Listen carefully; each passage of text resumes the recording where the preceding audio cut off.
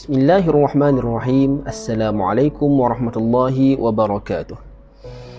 Alhamdulillah, assalatu wassalamu ala sayyidina Rasulillah wa ala alihi wa sahbihi wa man walah. Subhanaka la ilma lana illa ma 'allamtana innaka antal alimul hakim wa la hawla wa la quwwata illa billahil aliyil azim. Hadirin sidang pendengar yang dirahmati Allah Subhanahu wa taala.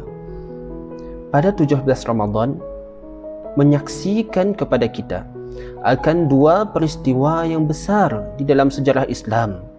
Peristiwa tersebut adalah yang pertamanya peristiwa nuzulul Quran dan yang keduanya pula adalah peristiwa Badar al-Kubra, yaitu Ghazwah Badar. Peristiwa nuzul Al-Quran. Sebelum Rasulullah SAW menerima wahyu yang pertama, baginda sallallahu alaihi wasallam sering mengasingkan diri di Gua Hira dari kehidupan Arab jahiliyah yang semakin jauh nerma kehidupan mereka daripada ajaran Nabi Ibrahim alaihi salam pada setiap bulan Ramadan. Sehingga suatu masa pada malam yang ke-17 di dalam bulan Ramadan, ketika baginda berusia 41 tahun, setelah beberapa lama Rasulullah sallallahu alaihi wasallam memencilkan diri dalam Gua Hira, datang satu makhluk kepada Rasulullah sallallahu alaihi wasallam dan menyuruh baginda Nabi sallallahu alaihi wasallam membaca. Namun Rasulullah sallallahu alaihi wasallam menyatakan, "Aku tidak tahu membaca." Atau dapat daripada riwayat yang lain menyebutkan, "Apa yang hendak aku bacakan?" Sebanyak 3 kali makhluk tersebut menyuruh Rasulullah sallallahu alaihi wasallam membaca, namun baginda Nabi sallallahu alaihi wasallam tetap menafikan dan menyatakan, "Aku tidak tahu membaca." Makhluk tersebut lalu membacakan, "Iqra bismi rabbikal ladzi khalaq, khalaqal insana min 'alaq, Iqra wa rabbukal akram, alladzi 'allama bil qalam, 'allamal insana ma lam ya'lam." Bacalah wahai Muhammad dengan menyebut nama Tuhanmu yang menciptakan sekalian makhluk. Dia telah menciptakan manusia dari segumpal darah. Bacalah. Dan Tuhanmu yang Maha Pemurah, yang mengajar manusia melalui pena dan tulisan, Dia mengajar kepada manusia apa yang tidak diketahui oleh manusia itu. Makhluk tersebut adalah malaikat Jibril alaihi salam yang diutuskan oleh Allah Subhanahu wa taala kepada baginda Nabi sallallahu alaihi wasallam untuk menyampaikan wahyu kepada baginda Nabi sallallahu alaihi wasallam.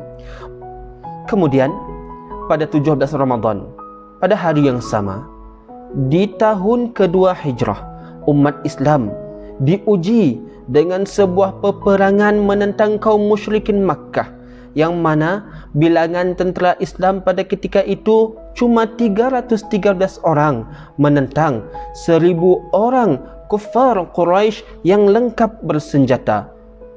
Umat Islam pada ketika tersebut tidak memiliki senjata yang lengkap. Lebih-lebih lagi pada ketika itu adalah pada tahun yang pertama disyariatkan akan berpuasa.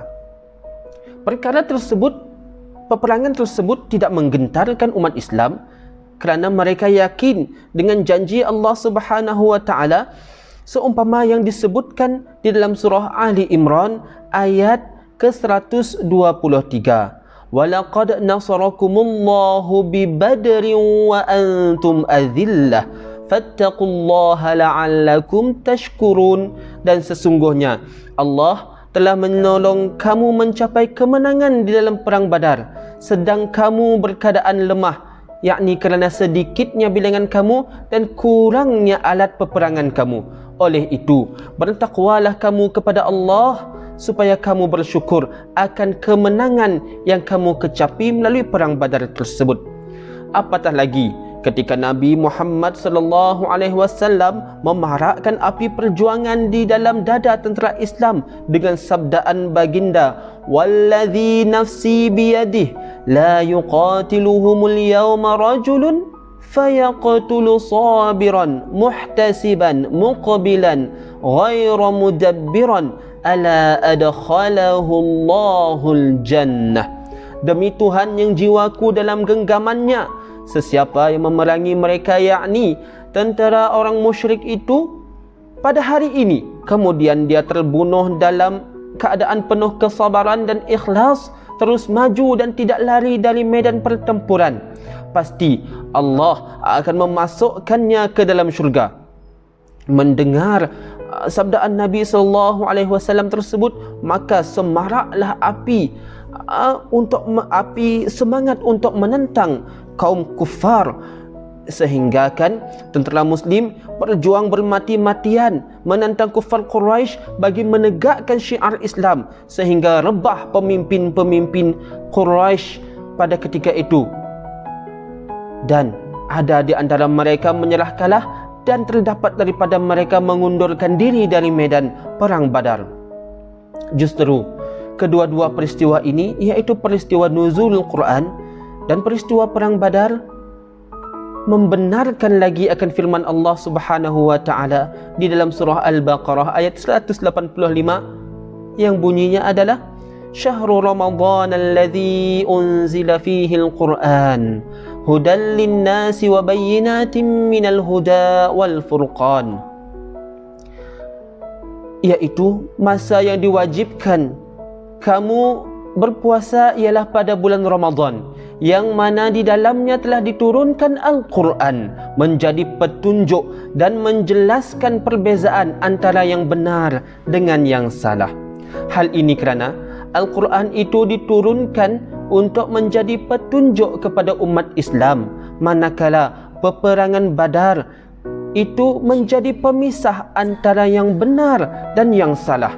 Seharusnya kita perlu berbangga meraihkan nuzul Al-Quran dan memperingati Badar Al-Kubra, yang mana dengan keduanya kita akan sedar bahawa jati diri Muslim itu terpandu oleh Al-Quran dan tidak akan tergugat dengan anasir yang akan merosakkan diri sekiranya berpegang teguh dengan Al-Quran dan segala apa yang telah dibawakan oleh baginda Nabi Muhammad sallallahu alaihi wasallam. Sekadar itu saja daripada hamba yang lemah ini untuk renungan kita bersama pada 17 Ramadan sempena memperingati nuzul Al-Quran dan memperingati ghazwah Badar Al-Kubra. Wallahu ta'alam bis-shawab. Wa sallallahu ala sayyidina Muhammad wa ala alihi wa sahbihi wa baraka wa sallam. Wassalamualaikum warahmatullahi wabarakatuh.